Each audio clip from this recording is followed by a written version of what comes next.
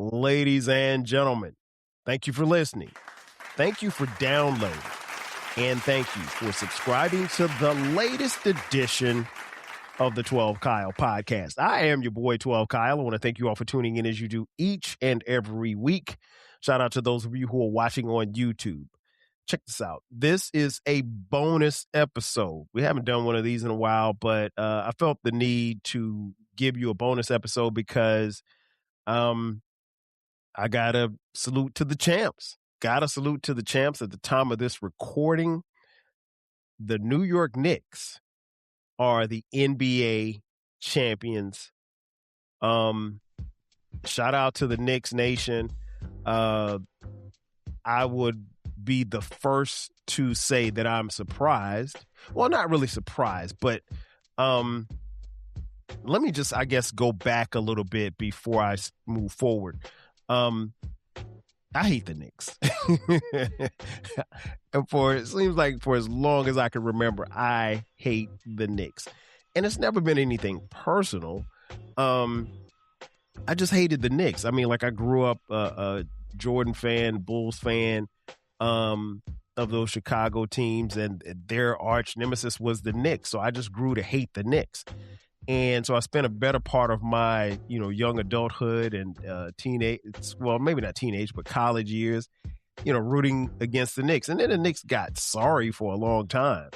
And when they were bad, I mean, I really couldn't really hate because they were just trash. But they got better, obviously. And, last year you saw some glimpses in what they could be. And then this year it was just a totally different team. Now, full disclosure, I am an Atlanta Hawks fan. And, what's interesting was my Hawks actually were the only team to beat the Knicks twice in their playoff run. And we were actually up on the Knicks 2-1. And I'll be honest, and I said this to my friends, and I'll touch on them in just a second. But I said it to them, like, at no given point did I think that my Hawks were going to beat the Knicks.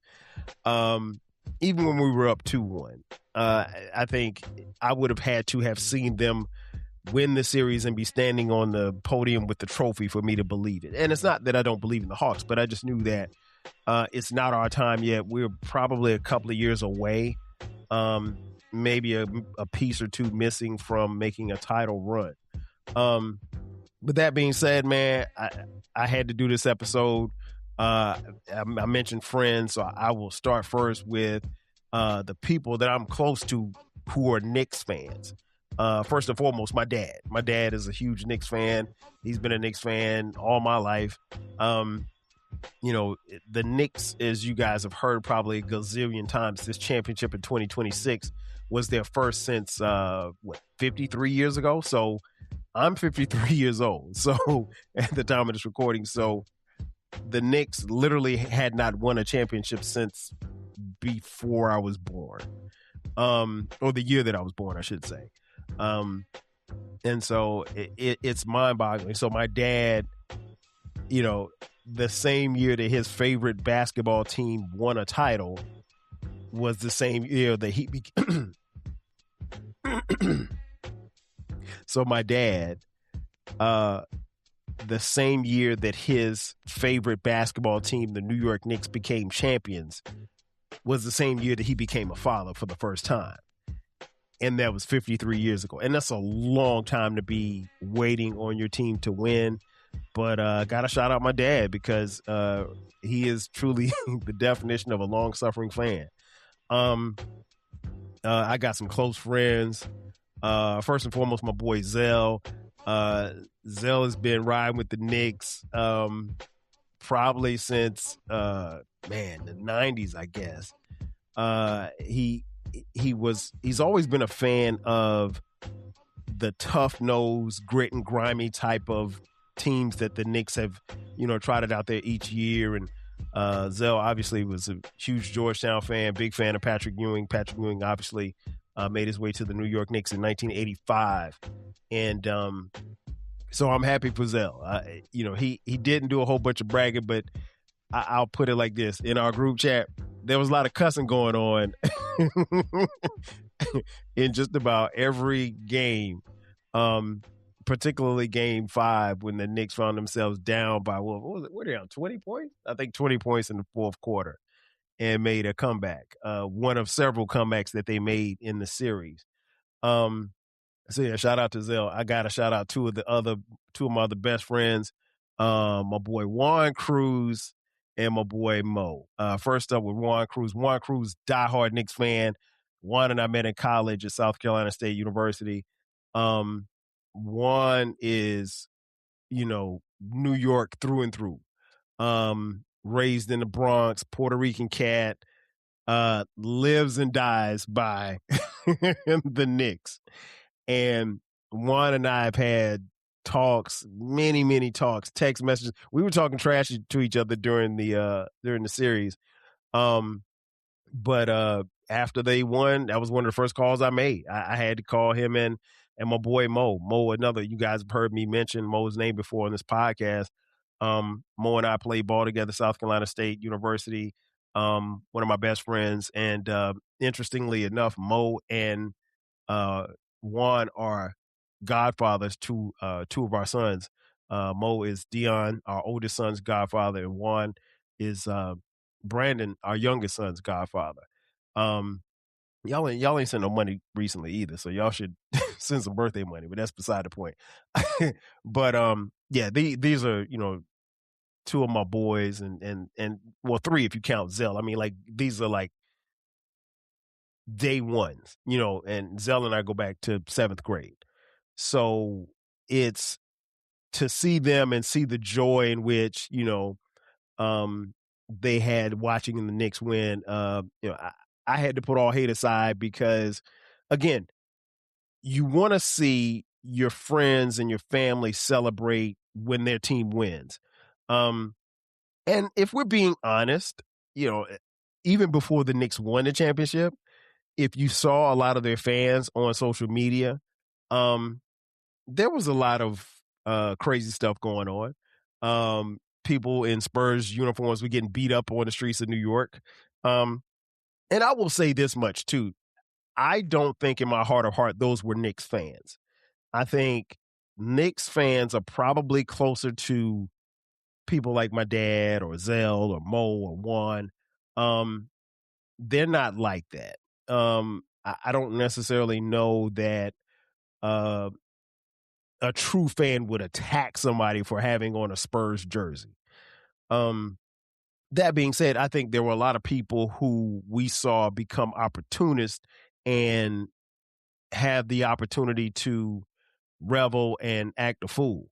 But that being said, man, I got to salute them off the top because they are, the definition of fans I've known probably, like I said, for the better part of my life, my dad, all my life.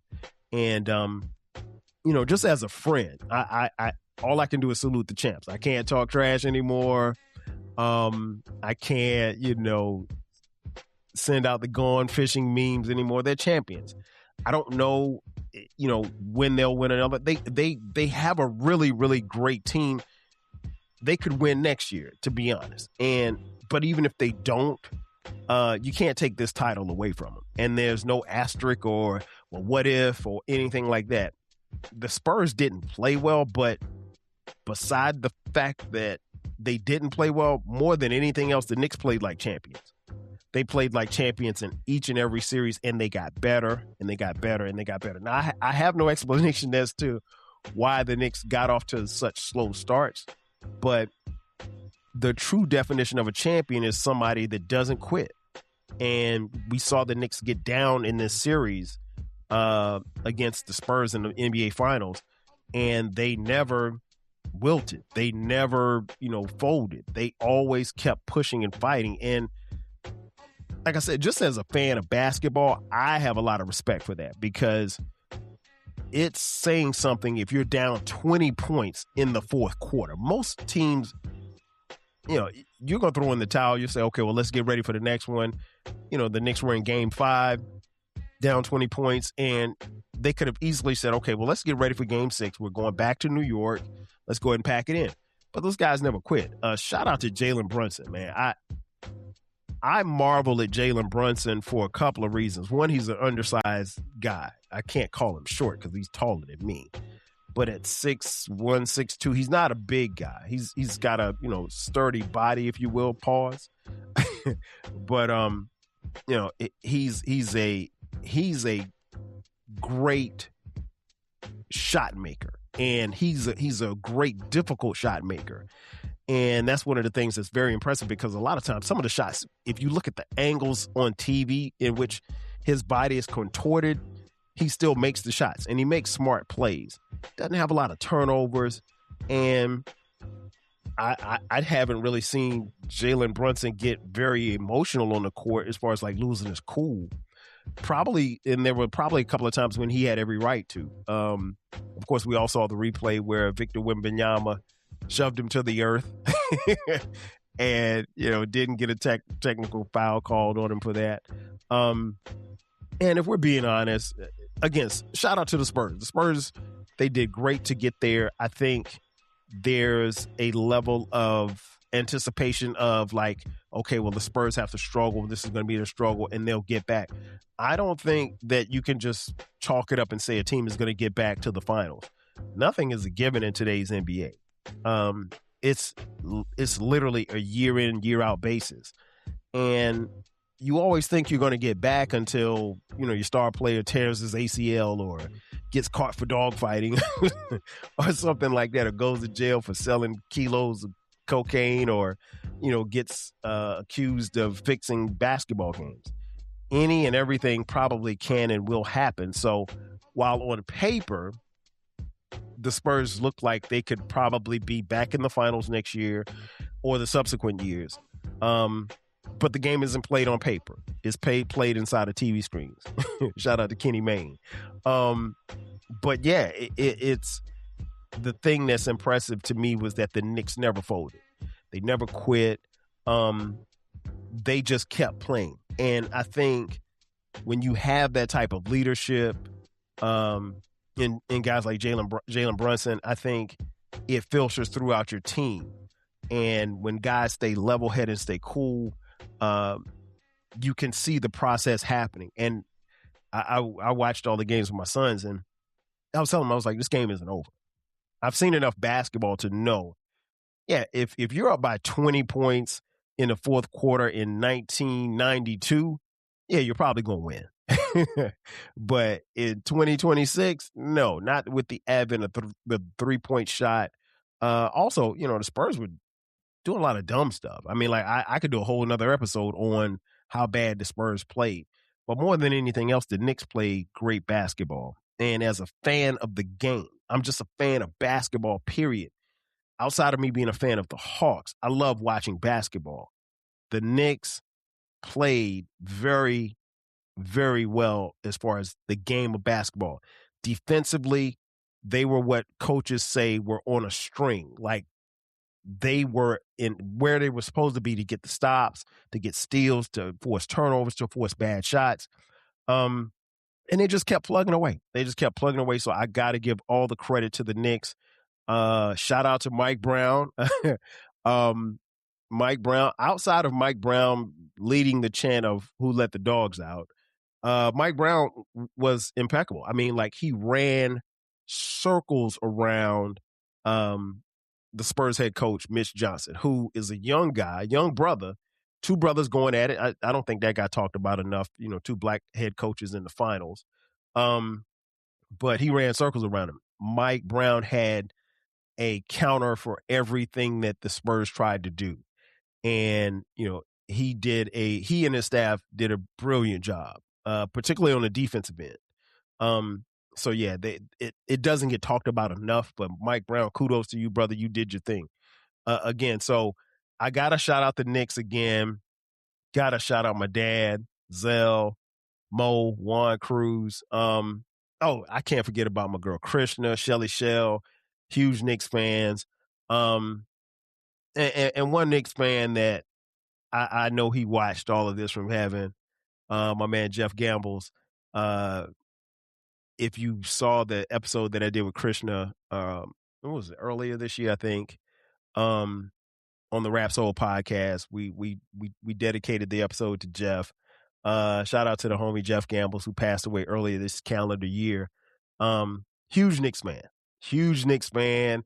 And I thought about Jeff when I saw the Knicks standing on the podium accepting the trophy, because I know Jeff would have been in our group chat talking trash. Or he would have been, because Jeff was known for anytime the Knicks won on Twitter, Knicks tape, hashtag Knicks tape. So he would have been at the parade. He would have been, he would have been there. So I know he is smiling down from heaven. As he would always say on his page, blue and orange skies.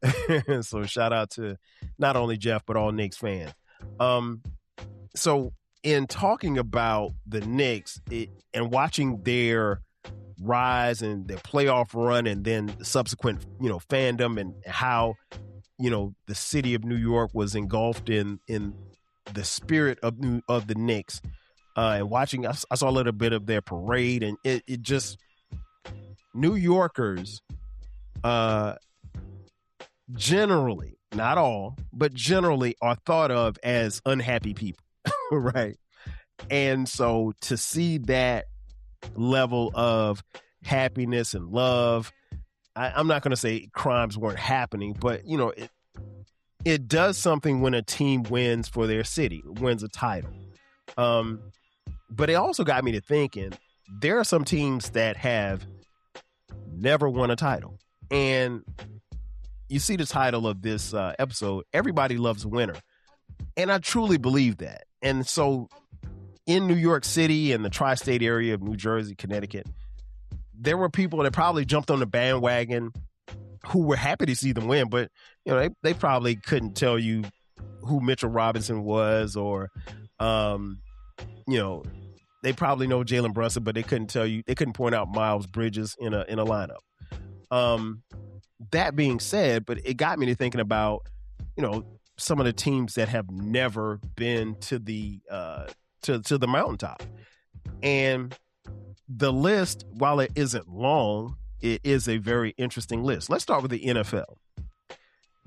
These teams have never been to a Super Bowl. The Cleveland Browns, the Detroit Lions, the Houston Texans, and the Jacksonville Jaguars. Never been to a Super Bowl ever. And now separately, there's a list of teams who've never won a Super Bowl. Obviously, it would be those teams that I just named, along with the Buffalo Bills, the Minnesota Vikings, the Cincinnati Bengals, the Atlanta Falcons, 28-3, the Carolina Panthers, the Arizona Cardinals, the Tennessee Titans. And so that's it. Those teams have never won a Super Bowl. And I think if you're a fan of any of those teams, you want to see your team, hold up that trophy and stand on that podium and have the confetti come down on them. Several of those teams that I mentioned played for a Super Bowl but didn't win one. And then you go over to Major League Baseball. With Major League Baseball, the San Diego Padres, the Tampa Bay Rays, the Milwaukee Brewers, the Colorado Rockies, and the Seattle Mariners have never won a World Series. In fact, the Seattle Mariners have never even played for a World Series. That's crazy when you think about it, when you think about some of the great players that they had, like Ken Griffey Jr. But the Mariners have never made it. And I'm sure that, the good folks in Seattle would love to see the Mariners win a title someday. Hopefully they don't have to wait 53 years for it to happen, but they'd like to see it happen. Now, conversely, when you move to the NBA, there are several teams that did not play for a NBA Finals. One would be the LA Clippers, the Minnesota Timberwolves, the Charlotte Hornets, and the Memphis Grizzlies, as well as the New Orleans Pelicans. Now, what was interesting was when I saw that list, I was like, well, wait a minute. I don't ever recall the Hawks playing for an NBA Finals.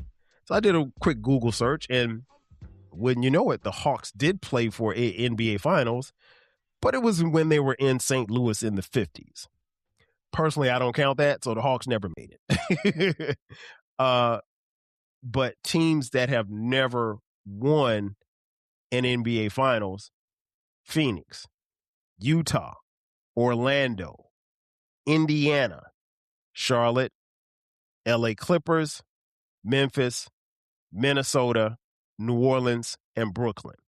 And so it's interesting because, again, as a fan, you want to see your team make it to the mountaintop. The running joke is that I haven't seen the Hawks play for a NBA Finals. I'd like to see that happen sometime before I check up out of here.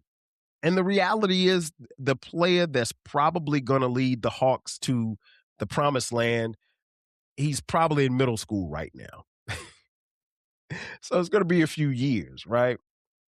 But for as great of the players that we've seen in this era and the previous eras, you just don't grow Kobe Bryant's on trees. You don't make LeBron James in a lab. You don't create Steph Curry's. They happen over time. And I tell people all the time, like the Golden State Warriors, prior to the run that they had with, Steph Curry and Klay Thompson and Draymond Green, when I was coming up, they had a pretty good squad with the Run TMC guys.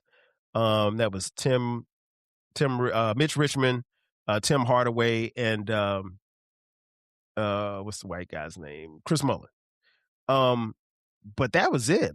And then they had another team like in the mid 2000s that was pretty good. They had a little playoff run, but for the most part, the Warriors weren't a good team when I was coming up. The Cleveland Cavaliers, same thing. Before landing LeBron James, they were kind of like almost, they were almost team. Like you almost were good enough. You almost were good enough to beat the Bulls. You almost were good enough to beat the Pistons, but you weren't. You were in the same division as the Pistons and the Bulls in the 80s and 90s, and they dominated. They ran roughshod over that division and subsequently the Eastern Conference. And you couldn't beat Boston and you couldn't beat the Hawks. So it just never happened. But they draft a guy out of high school named LeBron James, and the rest is history. He leaves and comes back and beats the 73-9 Golden State Warriors. So things can happen. And I'm not here to tell you to lose faith if you're in Jacksonville or if you're a Seattle Mariners fan, because everybody loves a winner. We all want to see our teams win. I personally, again, I would love to see, my Atlanta Hawks have a ticker tape parade down Peachtree Street, all the way to Magic City, because it begins and ends at Magic City, right? That being said, there's hope. I mean, at some point, the Cubs won a World Series. At some point, the dreaded Boston Red Sox won a title, right? And I say that as a Yankees fan. I'm a Yankees fan, so I know what it's like to win. I've seen my team win. And honestly, all hate aside, I think most fans want to see that in their lifetime. And so in closing, I want to see every fan base get a chance to feel and experience what we saw the Knicks fans do this past summer, because I think it's important that the fans at least get the feeling. Is there going to be heartbreak along the way? Yeah, of course there is. Go ask the Buffalo Bills fans. They've suffered heartbreak like no other.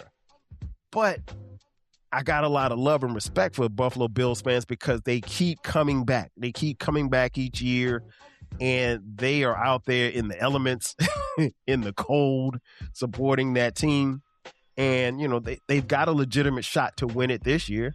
They've had legitimate shots to win it every other year. But, there's only one winner each year, right? And so, keep hope alive. At some point, your team is going to win. I mean, it took the Knicks 53 years to do it. And at this point, to the fans, to people like my dad, to people like Zell and Mo and Juan, it matters, but it doesn't matter because they won. And so the thing that you always got to remember about champions is they're always champion, no matter what. Like Jalen Brunson, the rest of that Knicks crew, they will always be loved and revered in New York City. I mean, just look at how much love and reverence was poured into the former Knicks who were going to all the games, like Patrick Ewing and Allen Houston and John Starks and Stephon Marbury. Those guys are treated like kings, and they didn't even win. Excuse me. They won. They never won a title. Let me be clear. And so what's going to happen 20 years from now? Maybe the Knicks win again. Maybe they don't. But Jalen Brunson and this squad right here, they will always be known as champions. And you can never disrespect the champion, and you can never take it away because they did it the old-fashioned way. They earned it. Ladies and gentlemen, that's going to do it for me. Thanks again for checking out this edition of the 12 Kyle podcast. Be sure to subscribe to the podcast. We drop new episodes every Thursday. This is a bonus episode, so this one's out on Sunday. Make sure that you check out the website. The website is the 12 Kyle podcast.riverside.com. Go there, subscribe to the newsletter. That way you get updates only on the episodes. I promise you, you won't be spammed. That's going to do it for me, folks. Thanks again for checking out this edition of the 12 Kyle podcast. I am your boy 12 Kyle. I'll catch you guys next time. 5,000. Cheers. Thanks again for listening to this episode of the 12 Kyle podcast. If you enjoyed this episode, make sure that you hit the subscribe button and share this podcast with a friend who needs the 12 Kyle podcast in their life. Every listen, every download, and every share helps us grow. Thanks for being a part of the 12 Kyle podcast community. We appreciate your support. We will catch you next time. 5,000.